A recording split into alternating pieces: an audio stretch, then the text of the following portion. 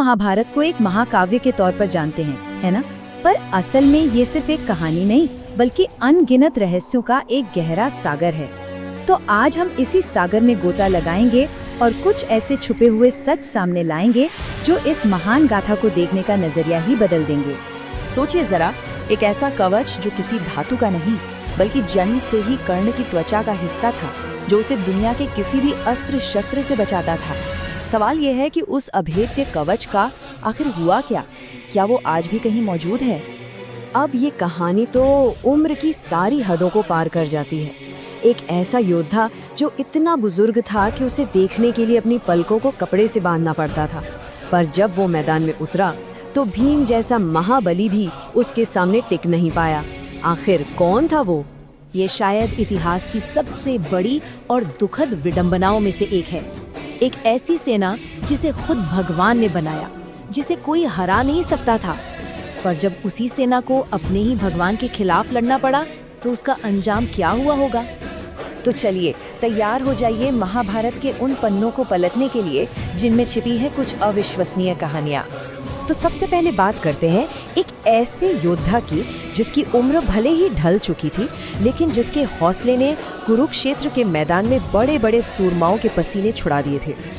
ये थे असम के राजा भगदत्त। इनकी कहानी कमाल की है।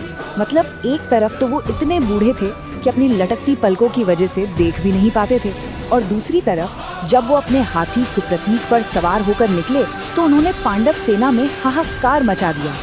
यहाँ देखने वाली बात ये है कि भगदत्त को बाहुबल से नहीं बल्कि बुद्धि से हराया गया, और ये दिमाग था श्री कृष्ण का। उन्होंने अर्जुन से कहा कि भगदत्त पर नहीं, उस कपड़े पर निशाना साधो जिससे उसकी पलकें बंधी हैं।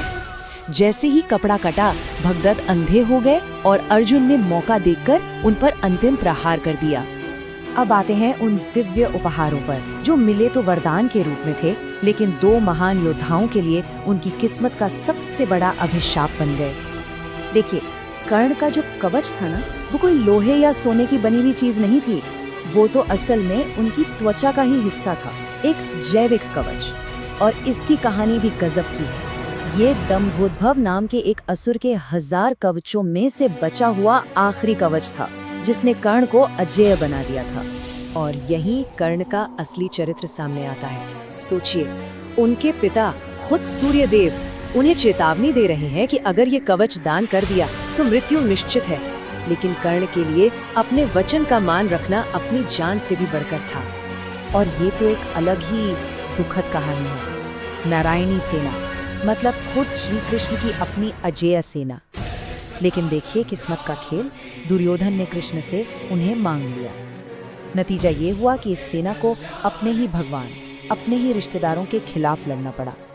और युद्ध के बाद जो थोड़े बहुत सैनिक बचे भी, वो 36 साल बाद एक आपसी लड़ाई में खुद ही खत्म हो गए। चलिए अब जरा गियर बदलते हैं और बात करते हैं कुछ ऐसी चीज़ों की जो किसी साइंस फिक्शन फिल्म से कम नहीं लगती। ऐसी तकनीकें जिनके बारे में सुनकर यकीन करना मुश्किल हो जाता है। 7000, सोचिए, 7000 घूमने वाले ब्लेड वाले तार ये नरकासुर के किले की सुरक्षा में लगे थे। ये कोई मामूली बाड़ नहीं थी, ये एक हाई टेक सिक्योरिटी सिस्टम था जिसे श्री कृष्ण ने अपने सुदर्शन चक्र से हवा में ही काट डाला।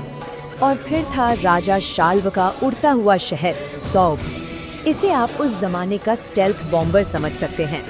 एक विशाल किला जो उड़ सकता था, गायब हो सकता था और आसमान से ही द्वारका पर कहर बरपा रहा था। आखिरकार सुदर्शन चक्र ने ही इस उड़ते हुए आतंक का भी अंत किया। मैदानव ने जो पांडवों के लिए महल बनाया था, वो तो मतलब आज की भाषा में कहें तो ऑप्टिकल इल्यूजन का एक जीता जागता नमूना था। जहाँ ठोस जमीन दिखती, वहाँ असल में पानी का तालाब होता, और जहाँ शांत तालाब नजर आता, वहाँ असल में कठोर फर्श होता। ये कमाल की वास्तुकला थी। और अब चलते हैं हमारी आखिरी और शायद सबसे अजीब कहानी पर। एक ऐसे राजा की कहानी जिसे इतना घमंड हो गया कि वो खुद को ही असली भगवान समझने लगा। तो ये जो राजा पौंड्रक थे, इन्होंने कृष्ण की नकल करने में कोई कसर नहीं छोड़ी। खुद को वासुदेव कहना शुरू कर दिया। लेकिन ये नकल भी कैसी थी? जहाँ श्री कृष्ण के पास दिव्य कौस्तुभ मणि थी, वहाँ इन्होंने लाल कांच लगा लिया। जहाँ असली कौमुदकी गदा थी, वहाँ इन्होंने लकड़ी को रंग लिया। और सुदर्शन चक्र की जगह बस एक साधारण लोहे का चक्का। और फिर जब मैदान में आमना सामना हुआ तो हकीकत सामने आ गई। पौंड्रक की लकड़ी की गदा हवा में ही टूट गई। उसका लोहे का चक्र लड़खड़ाकर घास में जा गिरा।